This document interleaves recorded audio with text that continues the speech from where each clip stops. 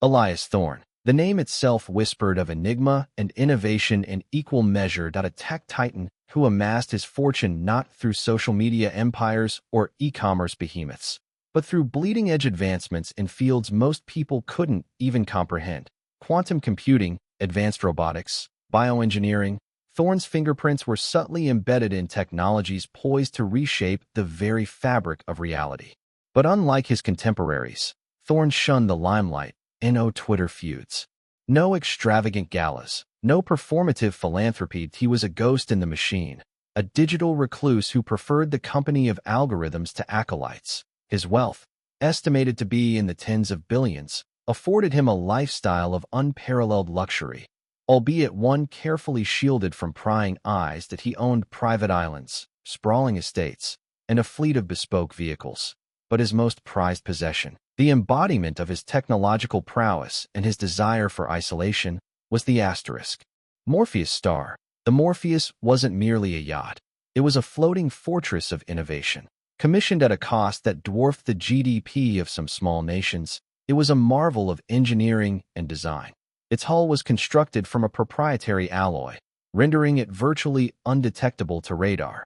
Its navigation systems were state-of-the-art, capable of charting courses through the most treacherous waters with pinpoint accuracy. It boasted an advanced sonar system, a sophisticated anti-piracy defense grid, or so everyone thought, and a crew of highly trained security personnel handpicked from the world's elite special forces. The interior was a sanctuary of minimalist elegance, furnished with rare materials and adorned with priceless works of art. It was, in essence, a self-contained world, a floating embodiment of Thorne's intellect and his desire for absolute control. The Morpheus allowed Thorne to indulge his wanderlust, to explore the remote corners of the globe, far from the clamor of civilization. That he'd often embark on months-long voyages, charting courses that defied logic and confounded his advisors. He'd disappear into the vast expanse of the ocean, severing all contact with the outside world, immersing himself in his research and his solitude. These voyages were shrouded in secrecy, their purpose known only to Thorne himself. Some whispered that he was searching for lost civilizations, others that he was conducting clandestine experiments in international waters. The truth, as always with Elias Thorne, was far more complex and far more dangerous. On this particular voyage, the Morpheus was charting a course that raised eyebrows even among Thorne's inner circle. It was heading towards the Horn of Africa, a region notorious for its political instability and, more importantly, its rampant piracy. A region where even the most advanced technology could be rendered useless by the ruthless determination of desperate men. A region where Elias Thorne, the untouchable tech billionaire, was about to become a target. The waters off the Horn of Africa are a crucible, forged in the fires of geopolitical instability and economic desperation. A narrow maritime corridor separating the Arabian Peninsula from the African continent. It's a vital artery for global commerce, a conduit for tankers laden with oil, container ships brimming with manufactured goods, and smaller vessels carrying everything from precious metals to illicit cargo. But this very importance makes it a hunting ground for those who operate outside the law. For centuries, pirates have plied these treacherous waters, preying on unsuspecting ships. In recent years, Somali pirates, driven by poverty and the collapse of their government, have become particularly notorious. Armed with AK-47s, RPGs, and a network of informants along the coastline, they operate with a chilling efficiency, holding vessels and their crews for ransom, disrupting trade, and sowing fear throughout the region. The international community has responded with naval patrols, anti-piracy task forces, and increased security measures for commercial vessels. But the vastness of the ocean, the complexity of the political landscape, and the ingenuity of the pirates make it a constant cat-and-mouse game. For every pirate ship apprehended, another seems to emerge, fueled by the promise of quick riches and the desperation of a population struggling to survive. Thorne's decision to navigate through this perilous zone was met with disbelief and outright opposition from his security team. Captain Eva Rostova, a former Israeli Mossad operative and Thorne's head of security, had vehemently argued against the route. "Mr. Thorne," she'd said, her voice laced with concern, "the risks are unacceptable. Even with the Morpheus' defenses, we are vulnerable. The pirates in that region are highly organized and heavily armed. There are safer alternatives. Thorne, however, remained unmoved. He'd cited a confluence of factors, a rare alignment of celestial bodies, a specific underwater current he needed to study, and a personal fascination with the ancient maritime history of the region. He dismissed Rostova's concerns as overly cautious and assured her that the Morpheus' advanced technology would be more than a match for any band of ragtag pirates. But Rostova harbored a nagging feeling that Thorne's motives were more complex than he let on. She suspected that he was drawn to the danger, that he saw the risk as a challenge to be overcome, a problem to be solved with his intellect and his technology. She knew that Thorne thrived on pushing boundaries, on venturing into the unknown, on testing the limits of what was possible, and she feared that this time, his ambition might lead him, and the entire crew of the Morpheus, into a deadly trap. As the Morpheus sailed closer to the Horn of Africa, Rostova couldn't shake the feeling that they were heading towards a storm far more dangerous than any they had ever faced before. The calm sea felt like a deception, a prelude to the chaos that was about to erupt. The attack came swiftly, brutally, and with a precision that suggested meticulous planning. It was just before dawn, the sky a bruised purple bleeding into the inky blackness of the sea. Most of the crew were still asleep, lulled into a false sense of security by the Morpheus' advanced technology and the presence of armed guards. Even Rostova, despite her vigilance, had allowed herself a few hours of rest, trusting in the yacht's automated security systems. The pirates approached in 3 small, unassuming fishing vessels, their engines muffled, their profiles low in the water. They appeared as nothing more than local fishermen heading out for their morning catch. But beneath the veneer of normalcy, they were armed and ready, their eyes glinting with anticipation. The Morpheus' radar should have detected the approaching vessels miles away, but somehow they slipped through the net. Rostova later discovered that the pirates had employed a sophisticated jamming device, disrupting the yacht's electronic sensors and creating a temporary blind spot. It was a tactic that suggested outside assistance, a level of sophistication that went beyond the capabilities of typical Somali pirates. As the fishing vessels drew closer, they unleashed a barrage of RPG fire. The rockets slammed into the Morpheus' hull, detonating with deafening explosions. The yacht shuddered violently, alarms blaring throughout the ship.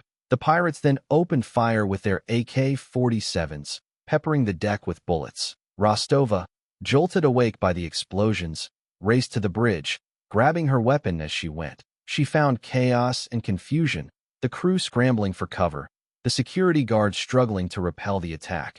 The Morpheus' anti-piracy defense grid, which was supposed to deploy automatically, had malfunctioned, leaving the yacht vulnerable. "What the hell happened?" Rostova shouted, her voice barely audible above the din of battle. "I don't know, Captain," one of the security guards yelled back. "The system's offline. We can't activate the sonic weapons or the water cannons." Rostova quickly assessed the situation. They were under heavy fire, their defenses were down, and the pirates were closing in fast. She knew that they were in serious trouble. "Seal the bulkheads," she ordered. "Activate the emergency protocols, and someone get Mr. Thorne to the safe room." But it was already too late. The pirates had managed to board the Morpheus, swarming onto the deck with a ferocity that overwhelmed the security guards. They were clad in ragged clothes, their faces hidden behind scarves, their eyes burning with a mixture of desperation and determination. They moved with a speed and agility that belied their appearance, their every action honed by years of experience. The battle for the Morpheus had begun, a desperate fight for survival against a ruthless and determined enemy. And Elias Thorne, the untouchable tech billionaire, was about to find out that even the most advanced technology was no match for the raw power of human desperation.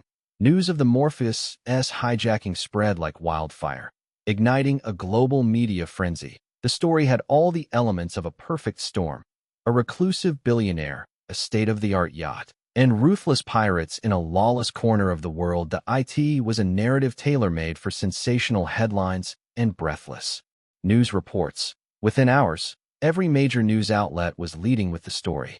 CNN, BBC, Al Jazeera, all broadcast live updates, dissecting the events, speculating about Thorne's fate, and analyzing the geopolitical implications. The hashtag #SaveThorne trended worldwide, fueled by a mixture of genuine concern and morbid curiosity. The coverage was relentless, intrusive, and often wildly inaccurate. Reporters camped outside Thorne's various residences, harassing his staff and neighbors. Paparazzi swarmed the airports, hoping to catch a glimpse of any family members or associates who might be traveling to the region. Conspiracy theories abounded, ranging from the plausible to the utterly bizarre. Some claimed that Thorne had orchestrated the hijacking himself as a publicity stunt, while others suggested that he was a target of a shadowy cabal seeking to steal his technological secrets. The media's obsession with the story was driven by several factors. First, there was the inherent fascination with wealth and power. Thorne's immense fortune and his reclusive lifestyle made him an irresistible subject for public scrutiny. Second, there was the element of danger and uncertainty. The pirates were known for their brutality and their willingness to kill hostages if their demands were not met. The possibility that Thorne could become a victim of their violence added a sense of urgency to the coverage. But perhaps the most significant factor was the mystery surrounding Thorne himself. That he was an enigma, a blank canvas onto which people could project their own fantasies and fears. That he was the ultimate symbol of technological innovation and unchecked capitalism, a figure both admired and resented. His capture by pirates seemed to confirm the anxieties of a world grappling with the consequences of globalization and the widening gap between the rich and the poor. The media frenzy put immense pressure on the authorities to act. Governments around the world were urged to intervene, to secure Thorne's release, and to bring the pirates to justice. But the situation was complex and fraught with risks. Any attempt to rescue Thorne could easily backfire, leading to his death or the escalation of the conflict. The pirates, emboldened by the media attention, were likely to become even more demanding and unpredictable as the world watched and waited. The fate of Elias Thorne hung in the balance, a stark reminder of the fragility of human life in the face of greed, desperation, and the relentless glare of the global media spotlight. The story was no longer just about a hijacked yacht. It was about the clash between technology and barbarity, wealth and poverty, privacy and publicity, and the outcome was far from certain. Behind the scenes, a complex web of individuals and organizations sprang into action, each with their own agenda and their own resources. Foremost among them was Marcus Cole, Thorne's head of security, a man forged in the fires of countless conflicts. Cole was a former Delta Force commander, a master strategist, and a ruthless pragmatist. He'd been with Thorne for over a decade, overseeing his personal security and managing his vast network of private security personnel. Cole's first priority was to establish contact with the pirates and ascertain Thorne's condition. He activated his network of informants in the region, relying on a mix of satellite phones, encrypted emails, and old-fashioned human intelligence to gather information. He knew that time was of the essence, and that every hour that passed increased the risk to Thorne's life. Simultaneously, Cole reached out to Sarah Jenkins, a renowned hostage negotiator with a reputation for successfully resolving even the most complex and dangerous situations. Jenkins was a cool and collected professional, a master of psychology and persuasion. She'd spent years negotiating with terrorists, drug lords, and rogue governments, and she possessed an uncanny ability to read people and to anticipate their next move. Jenkins understood that the key to a successful negotiation was to establish trust and to build rapport with the hostage takers. She needed to understand their motivations, their demands, and their vulnerabilities. She also needed to buy time, to allow Cole and his team to gather intelligence and to prepare for a potential rescue operation. In addition to Cole and Jenkins, several intelligence agencies were also closely monitoring the situation. The CIA, MI6, Mossad, all had a vested interest in the outcome. They were concerned about the potential for the hijacking to destabilize the region, to embolden other pirate groups, and to provide a windfall of cash to terrorist organizations. The agencies were also intrigued by Thorne himself. They suspected that he was involved in activities that went beyond mere technological innovation. They wanted to know what he was doing in the Horn of Africa, what secrets he was hiding, and what technologies he possessed that could be of use to them. The intelligence agencies offered their assistance to Cole, providing him with satellite imagery, electronic surveillance, and human intelligence. But they also had their own agendas, and Cole knew that he couldn't trust them completely. He had to navigate a treacherous landscape, balancing the need for their support with the risk of being manipulated or betrayed. As the ransom negotiations began, a delicate dance of diplomacy and deception unfolded. Jenkins worked to establish a line of communication with the pirates, while Cole and the intelligence agencies gathered intelligence and prepared for a potential rescue operation. The stakes were high, the risks were immense, and the fate of Elias Thorne hung precariously in the balance. The world was watching, the media was clamoring for information, and behind the scenes, a silent war was being waged. The ransom demand, when it finally arrived, was as audacious as it was chilling. $1 billion, an unfathomable sum. Even for someone of Elias Thorne's wealth, the demand was delivered via a secure, untraceable communication channel, a testament to the pirates' technical capabilities or, more likely, the involvement of sophisticated intermediaries. The message was brief and to the point. 1 billion USD. Unmarked bills, delivered to coordinates X, Y within 72 hours. Failure to comply will result in the immediate execution of Elias Thorne. The message was accompanied by a grainy photograph of Thorne, looking disheveled and frightened, surrounded by armed pirates. Sarah Jenkins, the hostage negotiator, recognized the demand for what it was: a power play, a demonstration of the pirates' control over the situation. She knew that agreeing to the demand outright would be a mistake, that it would embolden the pirates and set a dangerous precedent for future kidnappings. "We need to buy time," she told Cole, her voice calm and steady. "We need to convince them that we're willing to negotiate, but that we're not going to be bullied." Jenkins initiated a series of carefully crafted responses, acknowledging the demand but raising concerns about the logistics of delivering such a large sum of money. She questioned the pirates' motives, suggesting that they might be better off settling for a smaller amount that could be delivered more quickly and discreetly.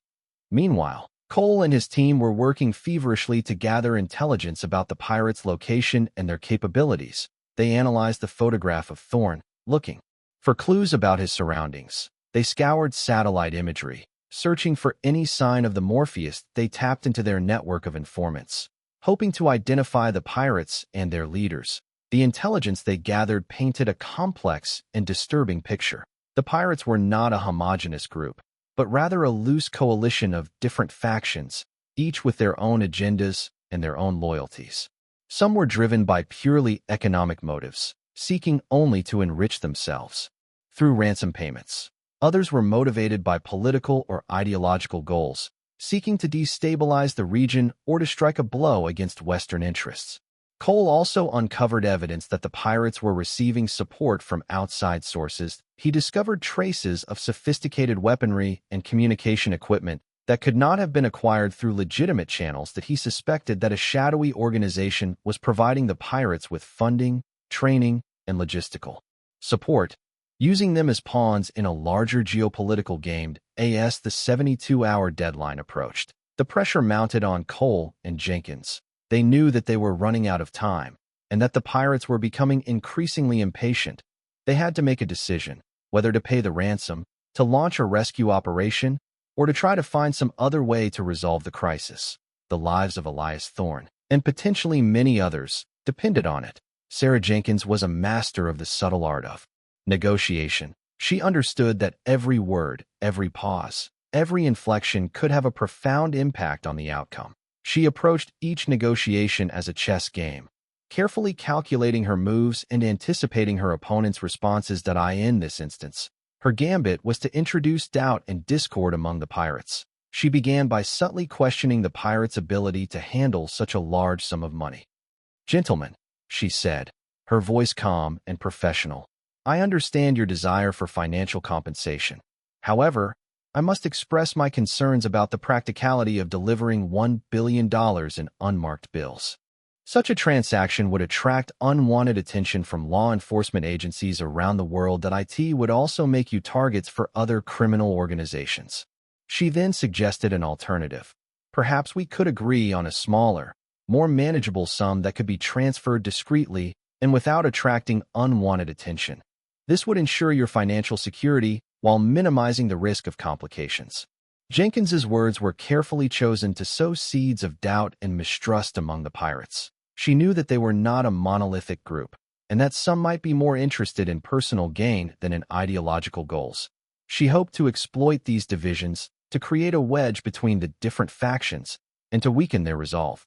Meanwhile, Cole was using his own methods to gather information and to exert pressure on the pirates that he leaked carefully crafted stories to the media, highlighting the pirates' brutality and their ties to terrorist organizations. He also hinted at the possibility of military intervention, suggesting that the international community was prepared to use force to secure Thorne's release. That Cole's tactics were designed to put pressure on the pirates, to make them feel isolated and vulnerable. He wanted them to know that they were being watched, that their every move was being scrutinized, and that they would be held accountable for their actions. The combination of Jenkins's subtle diplomacy and Cole's overt pressure began to take its toll on the pirates. Internal divisions emerged, with some advocating for a more pragmatic approach and others clinging to their original demands. Mistrust and suspicion spread throughout the group, weakening their unity and making them more susceptible to manipulation. Jenkins sensed that the tide was turning. She intensified her efforts to exploit the divisions among the pirates, offering incentives to those who were willing to cooperate and threatening those who remained defiant.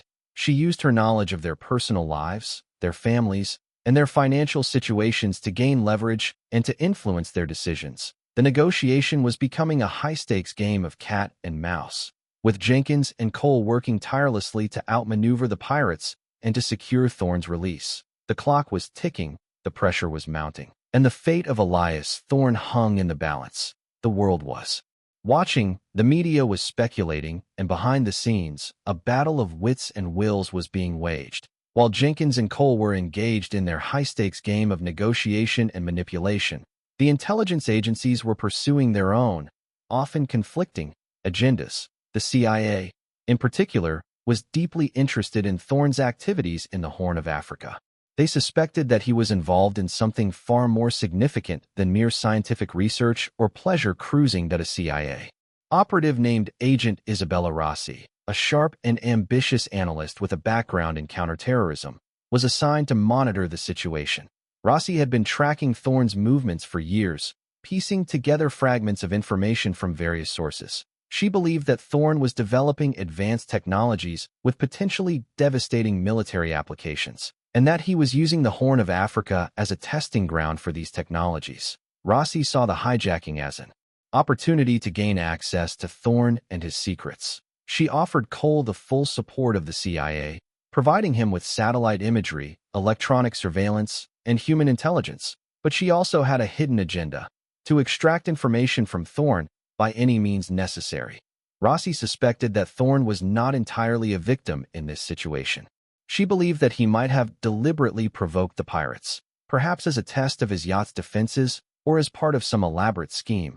She also suspected that he had hidden assets or communication devices on board the Morpheus, and that he was secretly communicating with the outside world to verify her theories. Rossi contacted a former associate of Thorne, a disgruntled engineer who had been fired from Thorne Industries several years ago. The engineer, motivated by revenge and a hefty sum of money, provided Rossi with valuable information about Thorne's personality, his habits, and his technological capabilities. The engineer revealed that Thorne was a ruthless and manipulative individual, obsessed with control and willing to do anything to achieve his goals.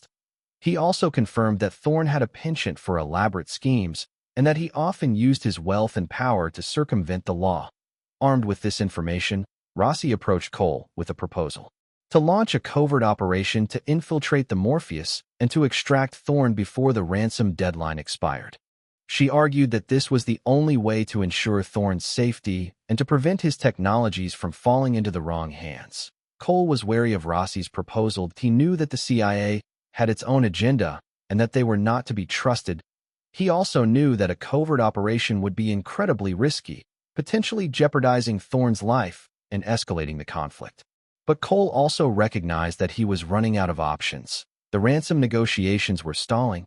The pirates were becoming increasingly impatient, and the clock was ticking, but he had to make a decision. To trust the CIA and to risk everything on a covert operation, or to continue negotiating and to hope for the best. The fate of Elias Thorne, and potentially the world, depended on his choice. Unbeknownst to Cole, while the world focused on his negotiations and Rossi plotted her extraction, Elias Thorne was far from a passive victim. Years of anticipating threats and building contingencies had prepared him for this very scenario. The Morpheus, for all its visible luxury, was a labyrinth of hidden compartments, secure communication channels, and failsafes known only to Thorne. From within a concealed panic room deep within the yacht, Thorne had been subtly manipulating events from the moment the pirates stormed aboard. He'd disabled key systems, not to cripple the yacht, but to create a controlled level of chaos that would buy him time and misdirect his captors. He'd also activated a hidden beacon, transmitting encrypted messages to a select group of individuals he trusted implicitly, individuals outside of Cole's network and the prying eyes of the intelligence agencies. These messages contained snippets of information, calculated leaks designed to nudge events in a specific direction. Thorne knew that the pirates were being manipulated, and he intended to use that manipulation to his advantage. He was playing a game of three-dimensional chess, using everyone as pawns in his own elaborate plan. Point one of Thorne's calculated moves was to subtly influence the pirates' communication methods. Using his knowledge of the yacht's communication systems, he subtly altered the frequency of their satellite phone, making it easier for Cole's team to intercept their calls.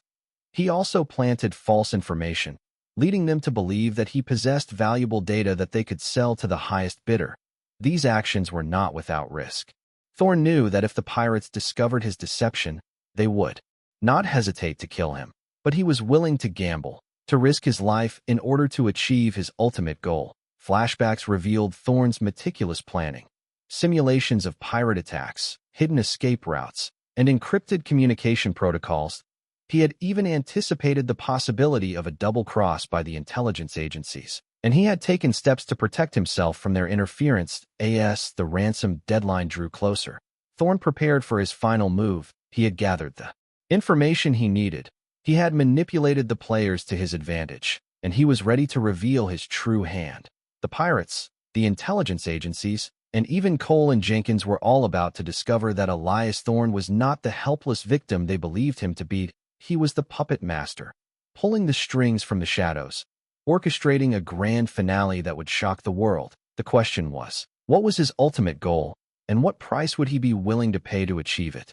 The answer, it seemed, was about to be revealed in a dramatic and potentially devastating fashion. As the ransom deadline loomed, the pirates, growing increasingly agitated, issued a chilling ultimatum. Reduce the ransom by half, or we start killing the crew, one per hour, starting with the captain. The message, distorted and crackling with static, sent a wave of panic through Cole's team. The game had changed. This wasn't just about money anymore. It was about survival. The media, sensing the shift in tone, amplified the drama. News outlets around the world broadcast the pirates' ultimatum, fueling public outrage and intensifying the pressure on governments to act. The hashtag Save the Morpheus crew began trending, a desperate plea for intervention. Within the pirate ranks, the ultimatum triggered a further fracturing of the coalition. The more pragmatic members, concerned about the potential consequences of killing hostages, argued for a more measured approach. The more radical elements, emboldened by their newfound power, pushed for violence and intimidation. It was at this critical juncture that Thorne decided to make his move. Using a pre-programmed sequence, he activated a series of automated systems within the Morpheus that the yacht's internal lighting flickered and died, plunging the ship into darkness. Emergency alarms blared throughout the vessel, adding to the chaos and confusion. In the darkness, Thorne remotely activated a series of hidden cameras, providing Cole and his team with real-time surveillance of the pirates' movements. He also initiated a controlled release of non-lethal gas into the main areas of the yacht, incapacitating several of the pirates and creating further disruption. The pirates, disoriented and overwhelmed, began to turn on each other. Accusations of betrayal and sabotage flew back and forth. The carefully constructed alliance that had held them together for so long began to crumble. Meanwhile, Thorn used the opportunity to communicate directly with Captain Rostova, who had managed to evade capture and was hiding in the engine room. Using a secure, short-range radio, Thorn provided Rostova with instructions on how to override the yacht's navigation systems and to steer the Morpheus towards a predetermined rendezvous point. The rendezvous point was a small, uninhabited island located several hundred miles away, a location known only to Thorn and a select few of his trusted associates on that island. A team of highly trained mercenaries was waiting, ready to extract Thorn and the remaining members of his crew. As the Morpheus changed course, the pirates realized that they were losing control. They frantically tried to regain control of the vessel, but Thorn's sabotage had rendered their efforts futile. The yacht was now on a collision course with destiny, heading towards a final showdown that would determine the fate of all those on board. The game was far from over, but the end was rapidly approaching. The question was, who would emerge victorious, and at what cost? Cole, watching the chaos unfold on the Morpheus through the hidden cameras, knew that Thorn's actions had irrevocably altered the situation. The negotiations were effectively over. The pirates, enraged and desperate, were likely to resort to extreme violence. That he had to act, and he had to act fast. He contacted Rossi, informing her that he had decided to accept her offer of assistance. He knew that working with the CIA was a risky proposition, but he saw no other viable option. That he needed their resources, their expertise, and their firepower. Rossi, delighted by Cole's decision, immediately mobilized a team of elite special forces operatives. They were flown in under the cover of darkness, arriving at a nearby naval base where they prepared for their assault. On the Morpheus, the plan was simple but dangerous: a stealth insertion, a swift and decisive assault, and a rapid extraction of Thorn and the remaining crew. The operatives would use the element of surprise to their advantage, relying on their superior training and equipment to overwhelm the pirates. But Rossi had her own agenda. She instructed her operatives to prioritize the retrieval of any data or technology that Thorn might possess, even if it meant putting his life at risk. She was determined to uncover Thorn's secrets, no matter the cost. As the Special Forces team prepared for their mission, Rostova was guiding the Morpheus towards the rendezvous point. The yacht was now a ghost ship, sailing through the darkness with its lights extinguished and its alarms blaring. The pirates, disoriented and divided, were struggling to maintain control. The tension on board the Morpheus was palpable. The crew, huddled together in fear, waited for the inevitable confrontation. The pirates, fueled by rage and desperation, prepared for a final stand.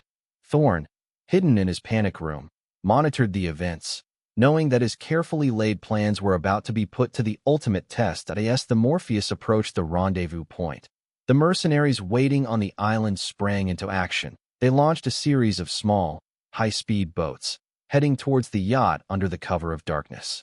The stage was set for a final, explosive showdown. The pirates, the special forces, operatives, the mercenaries, and Thorn himself were all on a collision course, each with their own motives, their own agendas, and their own expectations. The fate of the Morpheus, and the fate of all those on board, hung precariously in the balance. The world was watching, the media was speculating, and the final act was about to begin. The assault began under the cloak of a moonless night. The Special Forces team, clad in black tactical gear, approached the Morpheus in inflatable Zodiac boats, their movements silent and precise. They were experts in maritime warfare, trained to operate in the most challenging environments. Each member of the team possessed specialized skills, from breaching doors to disabling explosives. Using grappling hooks and ladders, they scaled the sides of the yacht, their movements fluid and coordinated. They moved like shadows, their presence undetected by the pirates, who were still disoriented and divided. The lead operative, a hardened veteran named Commander Miller, signaled the start of the assault. With synchronized precision, the team breached the yacht's exterior doors, using specialized explosive charges that minimized collateral damage. They moved swiftly through the corridors of the Morpheus, engaging the pirates in close-quarters combat. The fighting was brutal and intense, a chaotic mix of gunfire, explosions, and hand-to-hand combat. The Special Forces operatives, with their superior training and equipment, quickly gained the upper hand. But the pirates, fueled by desperation and a fanatical devotion to their cause, fought fiercely. They used every weapon at their disposal, from AK-47s to improvised explosives. They knew that their lives depended on it. As the Special Forces team advanced through the yacht, they encountered pockets of resistance. The pirates had barricaded themselves in key areas, creating deadly choke points that slowed the assault. Commander Miller, recognizing the need for a change in tactics, ordered his team to use non-lethal force whenever possible. He wanted to minimize casualties and to avoid damaging the Morpheus. But he also knew that he had to complete the mission quickly before the pirates could regroup or harm Thorn. Meanwhile, the mercenaries waiting on the island launched their own assault on the Morpheus. They approached the yacht in high-speed boats, firing machine guns and RPGs. Their goal was to distract the pirates and to create an opening for Thorn's extraction. The Morpheus was now caught in a crossfire, with the Special Forces operatives fighting the pirates inside and the mercenaries attacking from the outside. The yacht was a floating battlefield, a scene of carnage and destruction. As the fighting raged, Rossi, monitoring the events from a nearby naval vessel, grew increasingly impatient. She ordered Commander Miller to locate Thorn and to retrieve any data or technology that he might possess. She made it clear that Thorn's safety was secondary to the mission's objectives. Commander Miller, torn between his duty to protect Thorn and his orders from Rossi, made a difficult decision. He dispatched a small team to locate Thorn, while he continued to lead the assault on the pirates. The fate of Elias Thorn and the future of the Morpheus hung in the balance. The team dispatched to locate Thorn finally reached the panic room. They breached the reinforced door with a thermal lance, expecting to find a terrified billionaire cowering in fear. Instead, they found an empty room. Thorn was gone. A hidden passage, concealed behind a bookshelf, led to a secret escape pod located deep within the yacht's hull.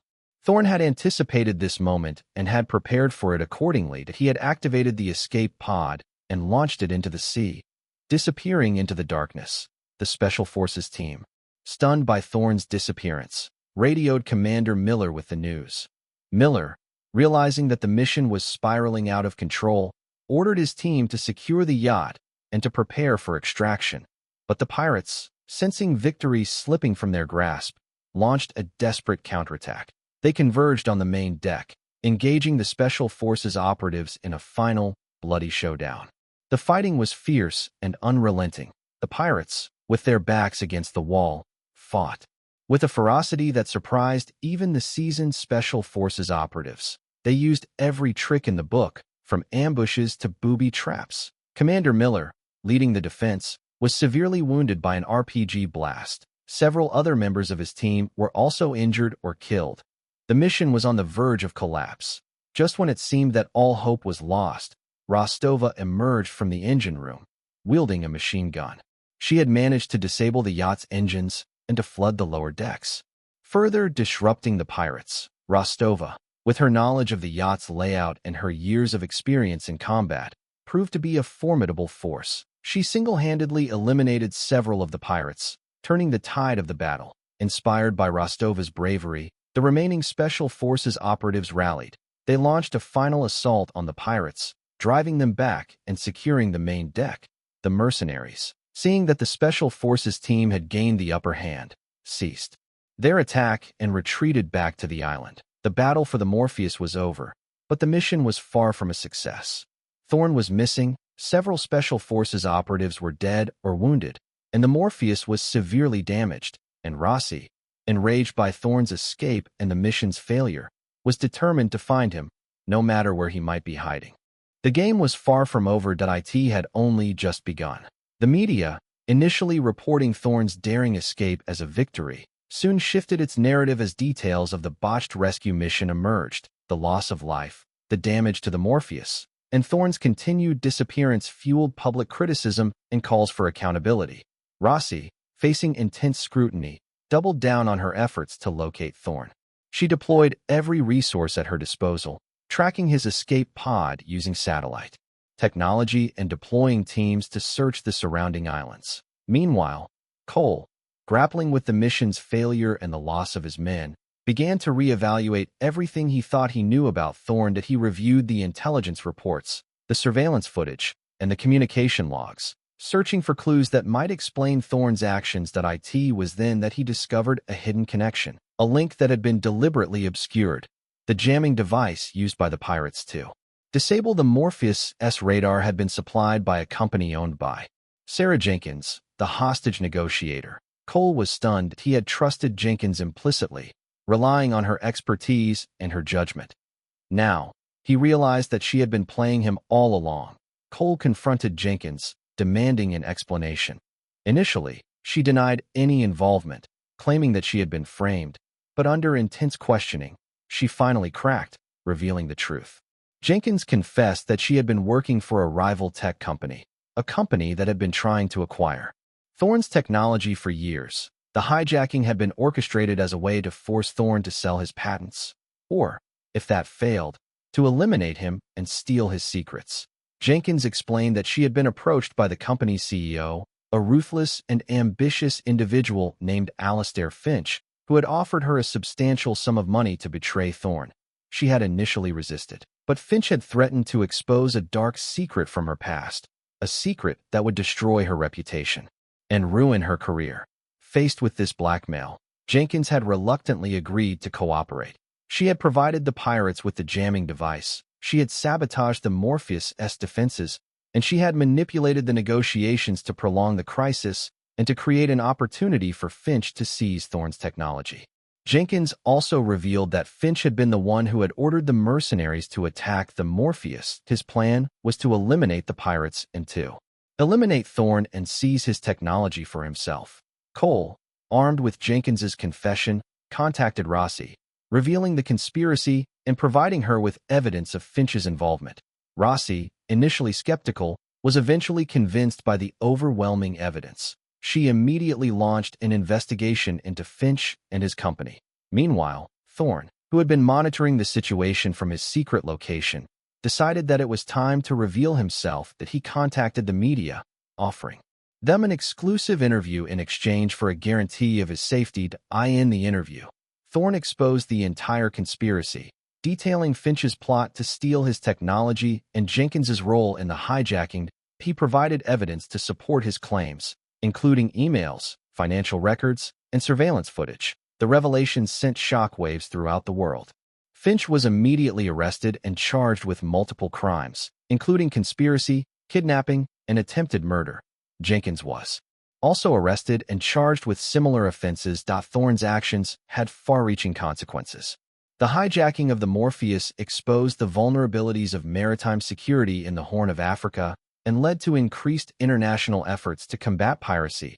But it also highlighted the dangers of corporate espionage and the lengths to which companies were willing to go to gain a competitive advantage. As for Thorne himself, the ordeal had a profound impact on his life. He emerged from his seclusion, determined to use his wealth and influence to expose corruption and to promote ethical business practices. He established a foundation to support victims of piracy and to fund research into new technologies for maritime security. But the experience also left him with a deep sense of paranoia. That he knew that there were still people who wanted to harm him and to steal his technology. He retreated further into his private world, surrounding himself with even greater security and becoming even more reclusive than before. The hijacking of the Morpheus had been a transformative event, a crucible that had tested Thorne's strength and resilience. He had survived, but he had been changed forever. The world would never look at Elias Thorne, or at the shadowy world of high-tech innovation, in the same way again. Months later, the world had largely moved on from the Morpheus incident. Finch and Jenkins were awaiting trial. The Horn of Africa remained a dangerous region, and Thorne's foundation was quietly funding various anti-piracy initiatives. But beneath the surface of normalcy, unresolved questions lingered like shadows. Cole, haunted by the events and the betrayal he had experienced, had resigned from Thorne's service. That he couldn't shake the feeling that he had been manipulated, that he had been a pawn in a game far larger than he could comprehend. That he now worked as a security consultant, advising companies on how to protect themselves from corporate espionage and cyber warfare, a grim reminder of his past. Rossi, despite her failure to capture Thorne and retrieve his technology, had been promoted within the CIA. Her superiors recognized her ambition and her ruthlessness, qualities that were highly valued in the agency. She remained convinced that Thorne posed a threat to national security, and she continued to monitor his activities from afar. One evening, Cole received an anonymous message, an encrypted file containing